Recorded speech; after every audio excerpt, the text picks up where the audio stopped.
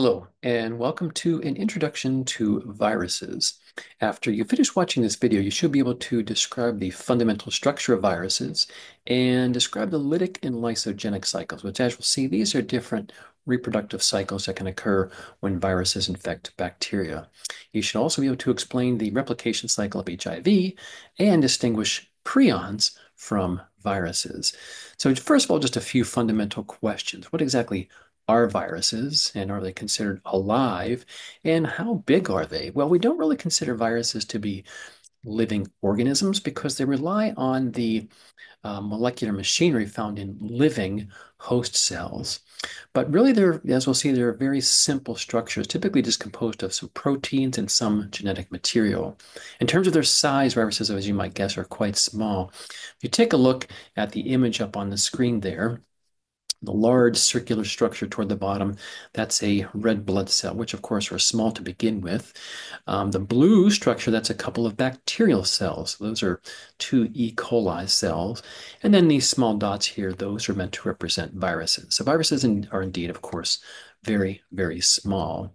And in terms of the basic structure, again, they're really typically just composed of specific proteins and some form of genetic material, which could be either DNA or RNA.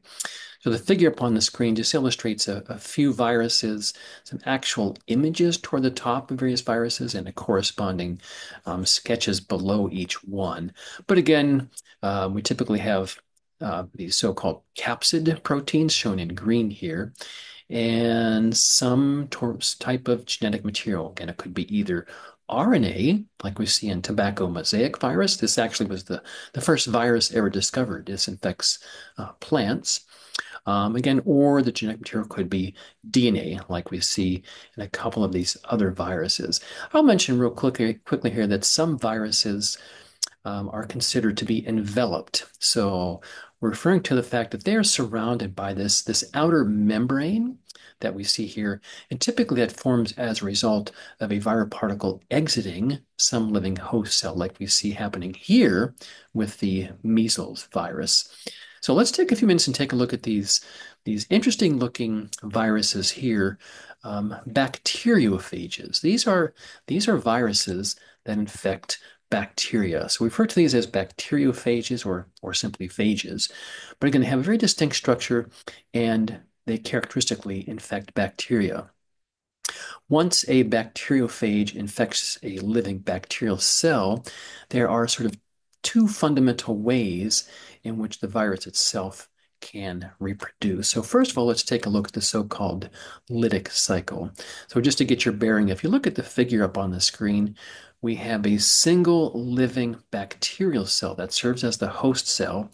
Inside that cell, there's a chromosome. Turns out their DNA is sort of circular in nature, but anyways, that's the chromosome. That's the genome of the bacterial cell. And here we have a bacteriophage infecting this living bacterial cell. So what essentially occurs during this infection process? Well, when a bacteriophage infects a bacterial cell, it essentially injects its DNA into the bacterial cell. Once inside the living host cell, many copies of the viral DNA are produced, and those genes are then expressed. So they're transcribed and translated so that ultimately we form all the components we need to produce new viral particles. Once they're assembled, they then break out of the host cell and thereby kill the cell and as a result. But those new viral particles are then released into the environment where they can go on to potentially infect other nearby bacterial cells. So again, that's the lytic cycle, results in the death of the living host cell. In contrast to that, there's another way in which viral particles can be replicated when they infect bacterial cells, namely the so-called lysogenic cycle. So unlike the lytic cycle, the lysogenic cycle does not result in the immediate death of the host cell. So what occurs? Well, similar to the previous lytic cycle, we have a bacteriophage injecting its DNA into the bacterial cell. And notice what happens. The viral genome, shown here in red, inserts itself directly into the chromosome of the living host cell. And those genes aren't expressed right away. They're just those viral genes just sort of hang out, and during which time the bacterial cell can divide over and over and over again to make many, many, many copies of the viral genome. And then what happens, it just depends on environmental conditions and so forth. At some point, those viral genes might then be expressed and produced, used to produce new viral particles, and then essentially revert to the lytic cycle like we saw previously. But again, the lysogenic cycle results in the viral genome being incorporated into the living host cell genome. And as a consequence, the viral genome is replicated every time the host cell divides. As we mentioned earlier, there can be DNA or RNA that's used as the genetic material in viruses. So let's just take a look for a moment at a whole class of RNA viruses referred to as retroviruses. HIV is a classic example. They're called retroviruses because they sort of do transcription in reverse. So if you think about transcription in living cells, recall that's where we can take a piece of DNA, transcribe that into a complementary piece of RNA. Well, what retroviruses do is they can take their RNA, that's their original genetic material, and make a complementary piece of DNA. So it's kind of like transcription in reverse, hence the name retrovirus. So HIV is a classic example. Let's take a look at the basic infectious cycle of HIV. Here we see a sketch showing the basic structure of HIV. A few things I'll point out. This is an enveloped virus. So here's this outer membrane that we see here. On the outer surface, we see a bunch of these spike-like structures. And I'll just mention this glycoprotein 120 or GP120.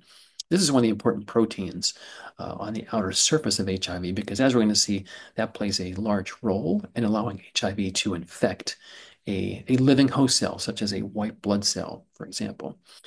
But inside the HIV, let's take a look at these purple structures. So those are capsid proteins. Together they make up a functional capsid, this sort of box-like structure that contains other important components of the viral particles. So inside the capsid, we have the genome in the form of RNA, as we see there, and also a few different enzymes.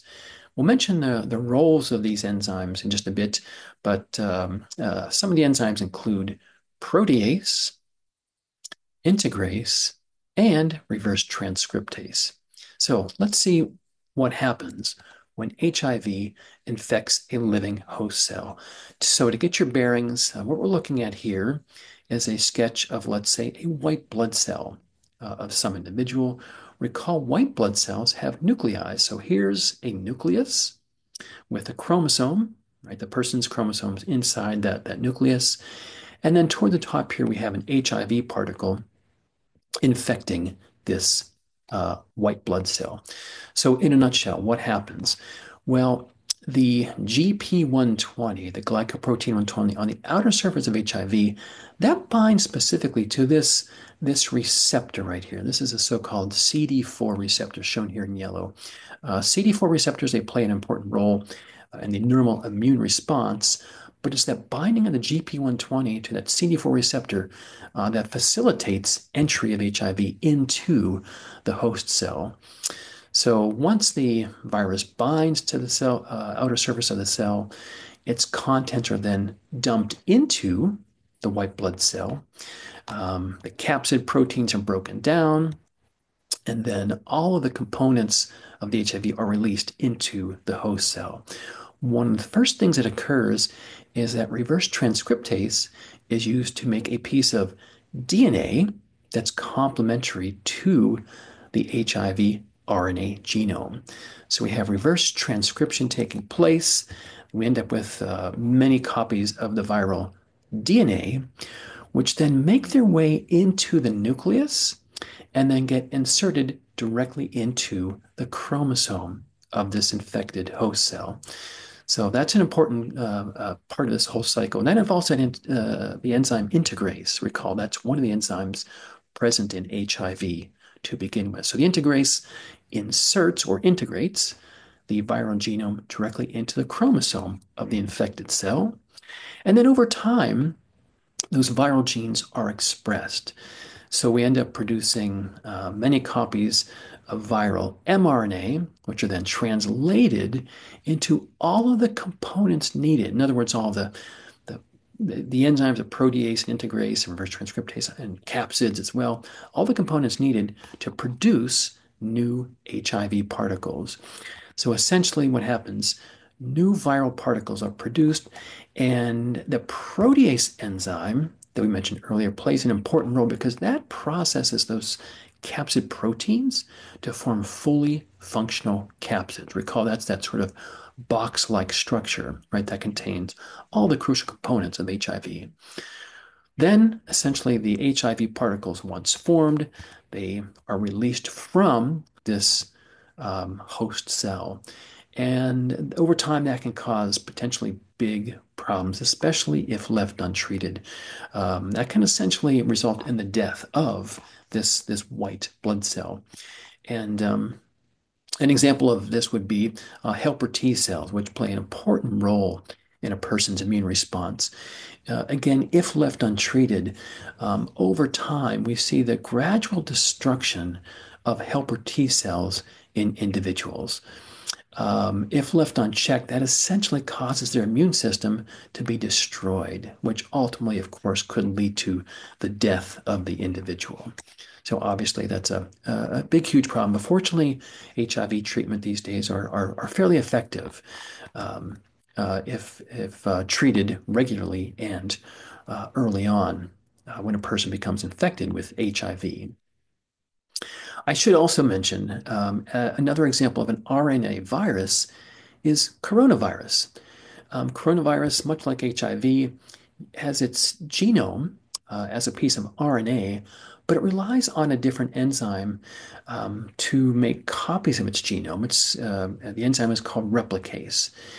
Fortunately, unlike HIV, which inserts its genome directly into the chromosome of an infected cell, coronavirus does not do that important step. So essentially, coronavirus, what happens? And recall, of course, coronavirus is responsible for COVID. But again, another example of an RNA virus. So what happens in coronavirus? Well, once inside a host cell, of the viral RNA is replicated using this enzyme replicase. So we end up producing many, many copies of the viral RNA. Those are then translated and used to produce all the other components to make new coronavirus particles. But again, unlike HIV, it does not involve reverse transcriptase. And so we never get complementary DNA that ever inserts into the chromosomes of a living host cell.